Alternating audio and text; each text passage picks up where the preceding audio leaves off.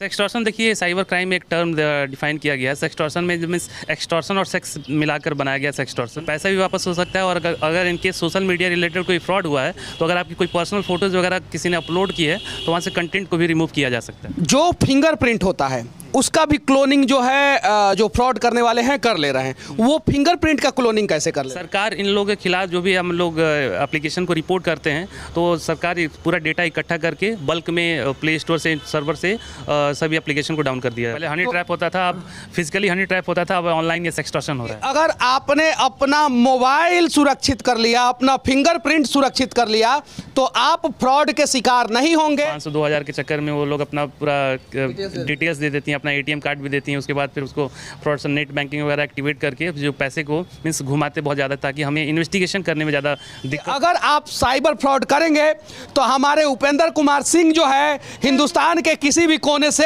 टांग के लेके चले आएंगे। पासपोर्ट बनवाए हैं कि नहीं? बना है। तो दुनिया के किसी भी कोने से टांग के लेके चले आएंगे। कान खोल के सुन लीजिए।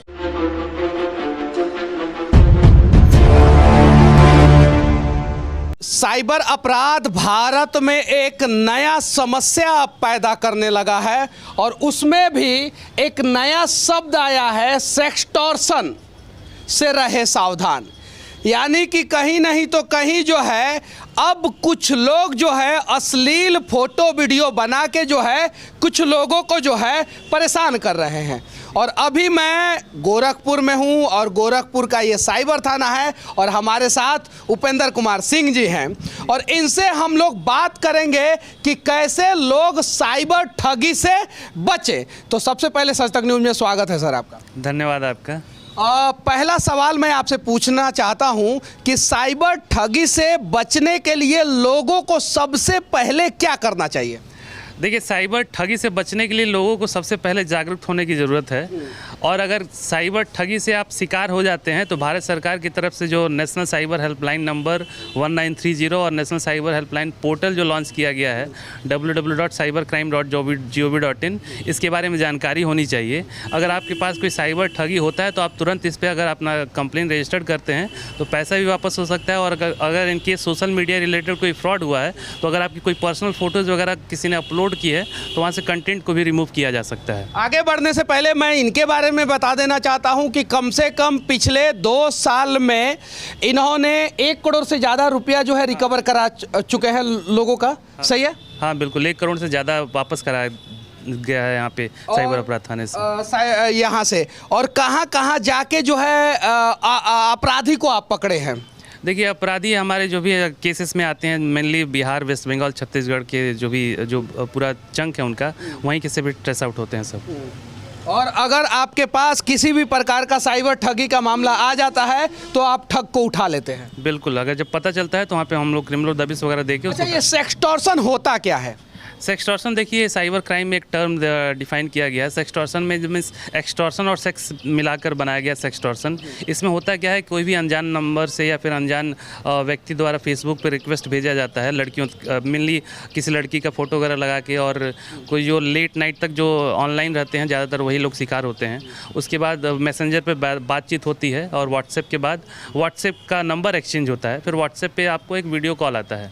वीडियो कॉल में जो भी फ्रॉडस्टर करते क्या है, कोई दूसरे डिवाइस पर आपको प्री रिकॉर्डेड इमेज जो लड़कियों की लीक हो जाते हैं एनी हाउ, तो उसको आप उसको प्ले करके और दूसरे डिवाइस से बैक कैमरा करके उसको वीडियो दिखाते हैं। और जो हमारा एक्टिव होता है उस वीडियो को देखकर ये उसको लगता है कि ये सामने से लड़की ऐसा कुछ मीन्स कपड़े वगैरह उतार रही है। और जो फ्रॉडस्टर क्या करता है, जैसे ही 10 से 15 मिनट का वो क्लिप रिकॉर्ड करके स्क्रीन रिकॉर्ड से फिर उसको ब्लैकमेल करने शुरू कर देता है कि आपने ये देखो, ये लड़की के साथ आपने क्या क्या किए हैं और ये आप मुझे 10 या 15 हज़ार रुपये आप ट्रांसफ़र करो, नहीं तो ये सब वीडियो जो है मैं आपके दोस्तों को या फिर अपने रिलेटिव को। उनसे बचने के लिए क्या करना होगा? बचने के लिए तरीका यही है कि कोई भी अनजान नंबर से आप वीडियो कॉल को रिसीव ना करें। और कोई भी अनजान व्यक्ति का फ्रेंड रिक्वेस्ट, अगर आप कोई भी मीन्स अपोजिट पार्टनर, अगर आप लड़के हैं तो लड़कियों का रिक्वेस्ट ना एक्सेप्ट करें, और अगर आप लड़कियाँ हैं तो आप लड़कों का भी अनजान व्यक्तियों का फ्रेंड रिक्वेस्ट एक्सेप्ट ना करें। सेक्सटॉर्शन पे हो गया बातचीत, अब आते हैं अगले दीवार पे कुछ लिखा हुआ है साइबर थाना के। ऋण के लिए आवेदन करने से पहले सुरक्षा युक्तियां और ये सारी चीज़ें जानकारी दी गई है। फेक SMS, ये क्या है सर? ये देखिए बहुत ज़्यादा ट्रेंडिंग क्राइम है, ये फेक लोन एप्लीकेशन का फ्रॉड है। इसमें होता क्या है, जो स्कूल गोइंग लड़के हैं या फिर जो कॉलेज गोइंग बच्चे हैं या फिर जो बेरोज़गार हैं, उनको कुछ 5,000 10,000 जो पॉकेट खर्चे चाहिए, इसका एक एडवर्टीज़मेंट किया जाता है कि इंस्टेंट लोन फ़ोन पे क्लिक करने पे आप पाइए। पहले लोग लोन लेके फ़ोन खरीदते थे, लेकिन आजकल फ़ोन से ही लोन मिल जा रहा है। तो इसमें होता क्या है कि आपको एडवर्टीज़मेंट मिलेगा पॉपअप विंडो में, भी आप इस एप्लीकेशन को इंस्टॉल कर लिया, आप करने पे आपको इंस्टेंट लोन मिल जाएगा। तो उस तरह के जो थर्ड पार्टी एप्लीकेशन है, उसको इंस्टॉल करने पे जो भी हमारे जो विक्टिम हैं, उनको एप्लीकेशन इंस्टॉल करके कई सारे फ़ोन के एक्सेस को वो लोग परमिशन को ले लेते हैं। फॉर एग्जांपल कॉन्टैक्ट डिटेल, आपके गैलरी का एक्सेस लेने के बाद। अच्छा, इन सब चीज़ों के खिलाफ सरकार क्या कर रहा है? सरकार इन लोगों के खिलाफ जो भी हम लोग एप्लीकेशन को रिपोर्ट करते हैं, तो सरकार पूरा डेटा इकट्ठा करके बल्क में प्ले स्टोर से, सर्वर से सभी एप्लीकेशन को डाउन कर दिया जाता है। कभी बड़े बड़े लोगों का गड़बड़ी नहीं होता, ज़्यादातर जो है छोटे छोटे गरीब लोग इसके शिकार होते हैं, ऐसा क्यों? ऐसा इसलिए जो गरीब और जो पढ़े लिखे लोग नहीं रहते हैं, उन लोगों को एटीएम के बारे में ज़्यादा जानकारी होती नहीं है, और हम कहीं ना कहीं इमोशनली थोड़ी फूल होते हैं। कोई जो फ्रॉडस्टर बहुत ही चालाकी से अगर कोई बुजुर्ग व्यक्ति एटीएम के साथ पैसा निकालने जाता है, तो जो फ्रॉडस्टर उनको दादा चाचा कह के इतना बहला फुसला के ट्रस्ट बिल्डअप कर लेते हैं, ताकि उनको लगता है कि हमारे साथ ये फ्रॉड नहीं कर सकता, हमारी मदद करता है। तो वो जो फ्रॉडस्टर होता है, बहला फुसला के उनका पिन पूछ लेता है या फिर चोरी से देख लेता है। और कई बार होता ये भी है कि उसका एटीएम एक्सचेंज कर लेते हैं। अगर मान लीजिए एटीएम क्लोनिंग भी होता है। एटीएम क्लोनिंग पहले होता था, अब ज़्यादातर केसेस में एटीएम एक्सचेंज कर लेते हैं। अगर मान लीजिए कोई व्यक्ति एसबीआई का एटीएम लेके गया है, तो फ्रॉडस्टर एसबीआई का एटीएम रखा रहता है और किसी तरह बहला फुसला से उनके एटीएम से पैसा निकालता है, और उनका एटीएम लेके अपना फेक वाला एटीएम जो है उनको दे देता है। और उनके एटीएम का चूँकि वो पिन जान चुका है, तो फिर जैसे वो पैसा लेकर घर जाते हैं, तो घर जाते जाते उनके खाते से पूरे पैसे निकाल लेते हैं फ्रॉडस्टर। अच्छा, इस एटीएम फ्रॉड से बचने के लिए क्या करना चाहिए? एटीएम फ्रॉड से बचने के लिए आपको बेसिकली, अगर आप एटीएम से पैसे निकालने हैं, तो यही देखना चाहिए कि आपके पीछे कोई खड़ा ना हो, कोई भी व्यक्ति, अनजान व्यक्ति से मदद ना लीजिए, और आप अपना जो पिन डालते हैं उसको छुपा कर डालिए, किसी से शेयर ना करिए। अच्छा, ये क्या है? कस्टमर केयर और हेल्पलाइन नंबर जो है वो ऑथराइज ही साइट से निकाले, ये है क्या? ये देखिए बेसिकली बहुत ही जो शुरुआत जो होती है फ्रॉडस्टर तक पहुंचने की, इसलिए इससे होती है। होता ये है कि हम गूगल का सहारा लेते हैं, हर चीज़ हम लोग गूगल पे सर्च करने की आदत हो जाती है। तो फ्रॉडस्टर भी ये जानते हैं कि किसी के साथ कोई परेशानी होगी तो गूगल का ही सहारा लेगा। तो गूगल का जो सर्च इंजन ऑप्टिमाइजेशन है, उसमें कुछ गड़बड़ियाँ करके फ्रॉडस्टर अपना कॉन्टैक्ट डिटेल अपर मीन्स सर्च में शेयर कर देते हैं। तो अगर मान लीजिए कोई फ़ोनपे का कस्टमर केयर का अपना को नंबर खोजना है, तो आप फ़ोनपे की ऑथेंटिक वेबसाइट पर जाकर ही उसका कस्टमर केयर नंबर सर्च करिए ना कि आप गूगल पे डायरेक्ट सर्च करके आप उसका कॉन्टैक्ट डिटेल निकालिए। अच्छा, एक और चीज़, सोशल मीडिया पे निजता को वायरल कर दिया जाता है, तो ये क्या है? प्राइवेसी सेटिंग से खुद को सुरक्षित करें। इसमें मेनली ये लड़कियों के लिए बनाया गया है, जो गर्ल्स हैं जिनका फेक प्रोफाइल या इंपर्सोनेशन अकाउंट। आप भी सुनते होंगे कि आपके किसी रिलेटिव का कोई मैसेज आता है कि मैं कहीं मुसीबत में फंसा हूँ, कुछ मुझे पैसे की ज़रूरत होती है। तो इसमें होता ये है कि कोई भी जो फ्रॉडस्टर होते हैं, आपके प्रोफाइल का स्क्रीनशॉट लेके कोई आपसे मिलता जुलता वैसा ही अकाउंट बना देते हैं, और आपको लगता है कि आपका मीन्स जानने वाला ही कोई किसी मुसीबत में है। तो कई बार कुछ लोग बेवकूफ़ी करके पैसे भी ट्रांसफ़र कर देते हैं। तो उनके लिए बनाया गया है कि अपनी प्राइवेसी को मेनटेन करके रखें, और जो भी प्रोफाइल वगैरह है सब कुछ लॉक करके रखें, ताकि आपके प्रोफाइल का क्लोनिंग ना हो पाए या फिर फेक कोई क्रिएट ना कर पाए। अब आते हैं सबसे इम्पोर्टेंट पार्ट पे सर, जो फिंगरप्रिंट होता है उसका भी क्लोनिंग जो है जो फ्रॉड करने वाले हैं कर ले रहे हैं। वो फिंगरप्रिंट का क्लोनिंग कैसे कर ले रहे हैं? देखिए, फिंगरप्रिंट का क्लोनिंग अभी तक जहाँ तक हमने 2-4 केसेस में अनुभव ये किया है कि जो भूलेख का जो वेबसाइट होती है, जिसमें सरकार ज़मीन के बारे में सब कुछ लेखा जोखा रखती है, तो कई बार हुआ है कि जो हमारे पास जो विक्टिम आए हैं उनको कहीं ना कहीं सरकार की तरफ से मुआवजा मिला रहता है। तो उस जो हमने फ्रॉड जो एक्यूज़ को पकड़े भी हैं, तो उन्होंने जो बताया अपना मॉडस ऑपरेंडी कि वो जो वेबसाइट है वहाँ से रजिस्ट्री के पेपर डाउनलोड कर लेते हैं, और रजिस्ट्री के पेपर में आपका आधार भी रहता है और फिंगरप्रिंट भी रहता है। तो वहाँ से फिंगरप्रिंट को क्लोन करके और आधार कार्ड नंबर और फिंगरप्रिंट अगर क्लोन मिल गया, आपको 2 चीज़ मिल गई, तो आप एपीएस के माध्यम से, आधार इनेबल पेमेंट सर्विसेज के माध्यम से आप पैसा 10,000 पर डे के हिसाब से आप उसको विड्रॉ कर सकते हैं। इसमें कोई ओटीपी या फिर यूपीआई पिन की ज़रूरत नहीं होती है। तो ये तो बहुत बड़ी बात हो गई, आपका भी पैसा निकाला जा सकता है, मेरा भी पैसा निकाला जा सकता है। जैसे आप बता रहे थे कि कुछ पुलिस वाले का भी पैसा वो लोग निकाल लेते हैं, हालांकि बाद में उन्हें पता चलता है कि इस बार जो है गलत आदमी का पैसा हमने निकाल लिया है। ये चीज़ है। इसको सुरक्षित कैसे किया जाएगा, फिंगरप्रिंट को सुरक्षित कैसे किया देखिए, जाएगा? फिंगरप्रिंट को सुरक्षित करने के लिए भारत सरकार की तरफ से यूआईडी की जो वेबसाइट है या फिर जो एक एंड्रॉयड प्ले स्टोर पे भी एप्लीकेशन एम आधार जो हम पूरा कंट्रोल करता है यूआईडी, उस पर आप उसका एप्लीकेशन इंस्टॉल करके या फिर जो ऑथेंटिक वेबसाइट है उस पर भी जाकर अपना बायोमेट्रिक लॉक कर सकते हैं। और जब कभी आपको फिंगरप्रिंट लगाने की ज़रूरत हो, कहीं मान लीजिए कोई आप अकाउंट खुलवाने चाहते हैं या फिर केवाईसी कहीं कराना चाहते हैं, तो वहाँ पे आप अपना बायोमेट्रिक अनलॉक कर लीजिए। वहाँ पे 10 मिनट के लिए एक्सेस देता है, 10 मिनट आप इस्तेमाल करिए, फिर उसके बाद 10 मिनट के बाद और बाय डिफ़ॉल्ट वो लॉक्ड हो जाएगा। यानी कहने का मतलब है कि अगर आपने अपना मोबाइल सुरक्षित कर लिया, अपना फिंगरप्रिंट सुरक्षित कर लिया, तो आप फ्रॉड के शिकार नहीं होंगे। अगर आपने ऐसा नहीं किया तो आप सेक्सटॉर्शन के शिकार हो सकते हैं, आप फर्जी लोन के शिकार हो सकते हैं, आपका एटीएम हैक हो सकता है, कस्टमर केयर का नंबर अगर आपने गलत निकाला तो आपका बैंक खाली हो सकता है, अगर आप फेसबुक पे सुरक्षित नहीं कर रहे हैं तो भी आपका अकाउंट खाली हो सकता है।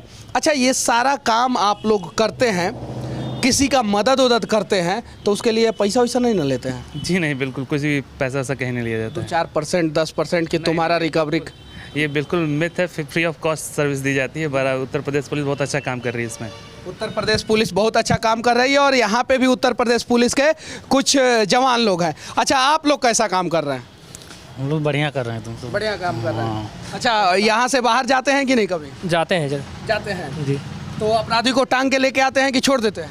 नहीं, अगर मिलेगा तो लेके आएंगे, एकदम लेके आएंगे। बिल्कुल लेके आएंगे। चलिए ठीक है, तो जितने भी साइबर फ्रॉड करने वाले लोग हैं वो कान खोल के सुन ले कि अगर आप साइबर फ्रॉड करेंगे तो हमारे उपेंद्र कुमार सिंह जो है हिंदुस्तान के किसी भी कोने से टांग के लेके चले आएंगे। पासपोर्ट बनवाए हैं कि नहीं? बना है। तो दुनिया के किसी भी कोने से टांग के लेके चले आएंगे। कान खोल के सुन लीजिए। उसके अलावा लोगों से मैं कहना चाहता हूं कि आप लोग थोड़ा सा अवेयर रहें और अपना निजी जानकारी किसी भी व्यक्ति को ना दें। आखिरी में एक और इम्पोर्टेंट मुद्दा पे हम लोग डिस्कस करने वाले हैं। सर, जैसे गांव में आप बता रहे थे कि कुछ लोग आते हैं 500-500 रुपया उल्टा दे भी देते हैं कि ये 500 रुपया आप लीजिए हमारे तरफ से, लेकिन खाता खुलवा लीजिए, सरकार का ये योजना है, आपको फ़ायदा होगा, सरकार ने आपके लिए 500 रुपया भी भेजा है।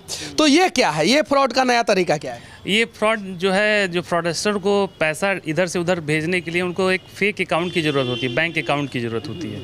तो फ्रॉडस्टर सबसे पहले फेक सिम कार्ड और फेक बैंक अकाउंट के लिए मीन्स ट्राई करता है। तो उसमें 2-4 जो मीन्स अपने एजेंट कह सकते हैं, फिर 2-4 आदमी उनके जो भी गुर्गे के सदस्य होते हैं वो किसी भी गाँव में जाते हैं और एक मीन्स प्रलोभन देते हैं। प्रलोभन इन द सेंस कि आपको प्रधानमंत्री आवास योजना की तरफ से आपको पैसे मिलेंगे, या फिर आप लॉकडाउन में कुछ अनाज के लिए कुछ ऐसा कुछ जो भी सरकारी योजना निकलती है उसके तरफ प्रलोभन देकर उनसे बताते हैं कि आप एक बैंक अकाउंट ओपन करवा लीजिए और आपको सरकार की तरफ से 2000 रुपये मंथली मिला करेंगे।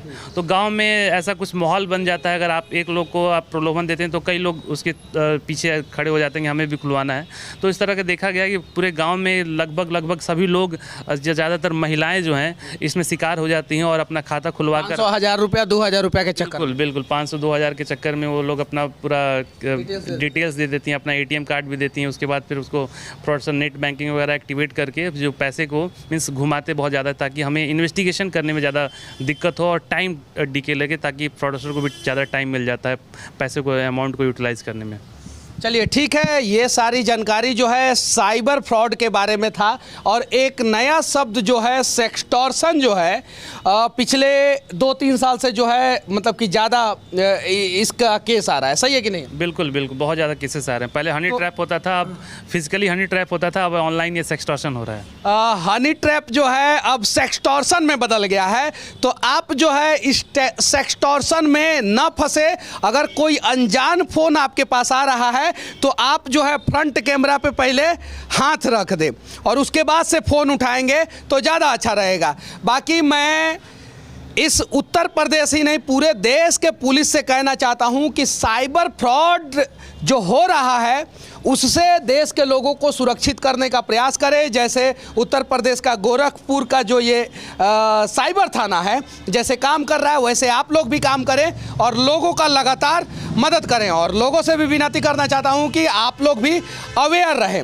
आखिरी में इस देश के भोले भाले लोगों को क्या कहना चाहते हैं आप? मैं सभी से यही अपील करता हूं कि आप साइबर अपराध से जागरूक रहिए और जो भारत सरकार की वेबसाइट है जो मैंने पहले ही बताया www.cybercrime.gov.in, इस पे क्या होता है, जो भी नए तरीके के साइबर अपराध होते हैं पूरे ऑल ओवर इंडिया में किसी भी कोने में कोई नया modus operandi in the sense cyber अपराध करने का नया तरीका अगर कुछ लाइमलाइट में आता है तो उसको वेबसाइट पे अपलोड किया जाता है और उस वेबसाइट पे एनिमेशन के माध्यम से, कार्टून के माध्यम से, वीडियो क्लिप, ऑडियो क्लिप के माध्यम से उसको प्रदर्शित किया जाता है। साइबर अपराध से भी आप जागरूक रहेंगे तो साइबर अपराध से आप शिकार नहीं होंगे। साइबर अपराध से अगर आप जागरूक रहेंगे तो साइबर अपराध के शिकार नहीं बनेंगे। बाकी हमारा ये प्रयास गोरखपुर के साइबर थाने से कैसा लगा आप लोग कमेंट करके ज़रूर बताना। और इस बार इस देश में जितने भी पुलिस वाले ईमानदारी पूर्वक काम कर रहे हैं उन सभी पुलिस वालों के लिए जय हिंद।